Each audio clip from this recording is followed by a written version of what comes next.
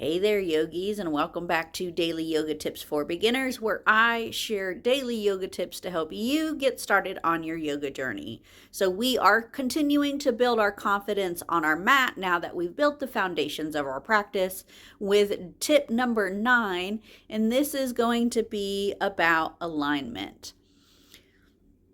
Alignment is important in yoga, and it's really important more so for preventing injuries.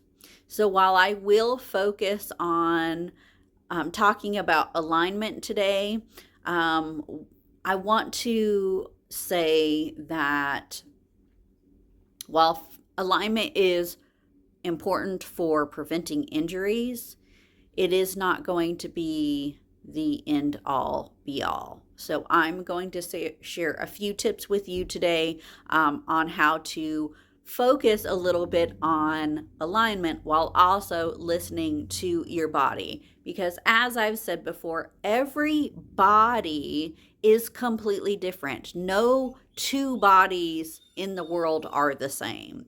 And so it's really important that while we are considering alignment in our practice, that we are really focusing on listening to our body and how it feels in your individual body versus what your instructor is necessarily going to cue. Because what might feel good in my body and work for me may not feel good in your body and work for you. So you really want to focus on listening to your body and being in tune with what works for you.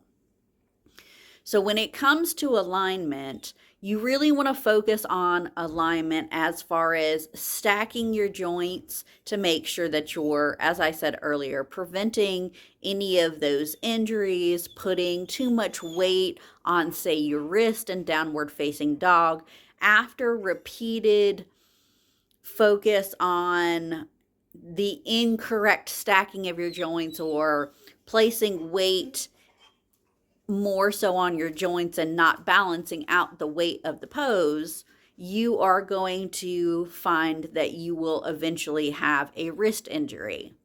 The same thing goes for chaturanga. When we are doing chaturanga, it has been shown over time that consistent practice of chaturanga, especially if you are doing it properly, can eventually wear out your shoulders.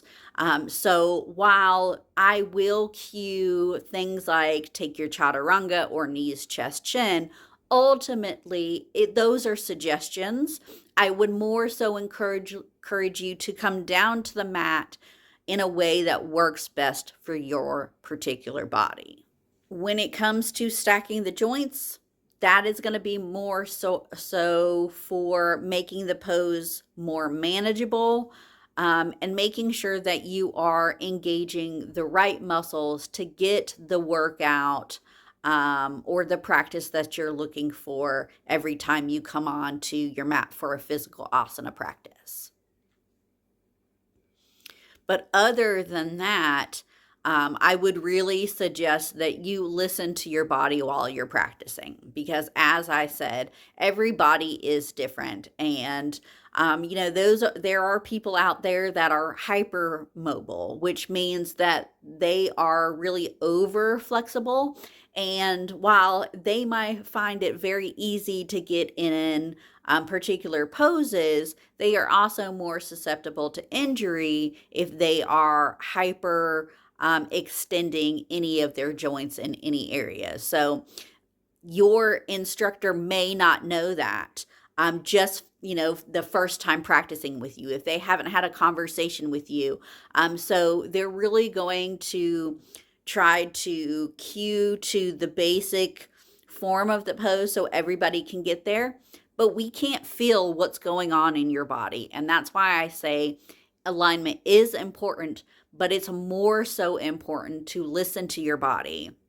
And if you go into a pose, say forward fold, for an example, if I'm cueing you into forward fold and I cue you to fully extend your legs, if you were in that forward fold and you're feeling extensive pulling or pain in your hamstrings, I can't feel that.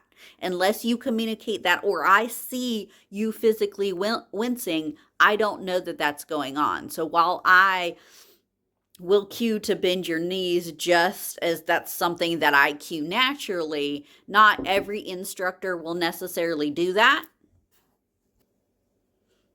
It's good to be aware that you can listen to your body and know that if you're feeling that pain in your hamstrings, you can bend your knees or do whatever you need to do. Come out of that pose, take child's pose, what have you, to make your practice feel good to you.